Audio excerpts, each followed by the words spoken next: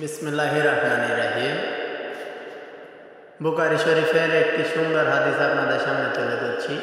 আয়েশা রাদিয়াল্লাহু আনহা থেকে বর্ণিত, নবী করিম সাল্লাল্লাহু আলাইহি ওয়াসাল্লামের সহধর্মিণী আয়েশা রাদিয়াল্লাহু আনহা থেকে বর্ণিত, তিনি বলেন, রাসূল সাল্লাল্লাহু আলাইহি ওয়াসাল্লাম বলেছেন, মুসলিম ব্যক্তির উপর যে সকল বিপদ আপদ আসে এর দ্বারা আল্লাহ তার পাপ দূর করেন। অর্থাৎ প্রতিটা মানুষের জীবনেই দেখবেন বিপদ আপদ আসতেছে। যেমন সুখ আছে, তার চেয়ে দুঃখও কম নেই।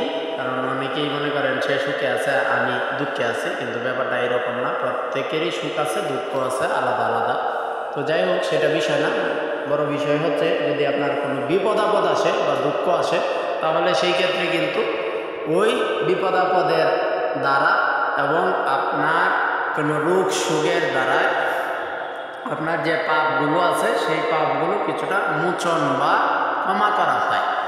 এমনকি যে কাঁটা তার শরীরে ফুটে এর দ্বারাতেও, মানে কোনো কাঁটা দ্বারাতেও যদি আপনি আঘাত পেয়ে থাকেন, কষ্ট পেয়ে থাকেন, তার দ্বারাতেও কিন্তু আপনার কিছু পাপ মুছে দেওয়া হবে।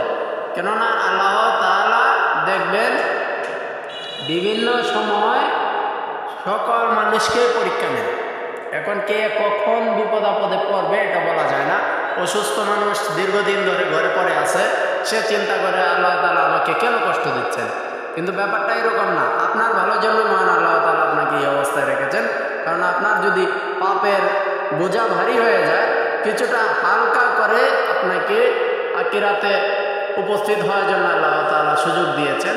সেই কারণেই কিন্তু যে আপনার রোগ সুখ দেখা দেয় বা বিপদ আপদে পড়েন, তো এই সব কারণগুলো হইলে আমাদের মন খারাপের কারণে আমরা আখিরাতের দিকে তাকায় হইলেও এই সবগুলো হাসি মুখে মেনে নিই।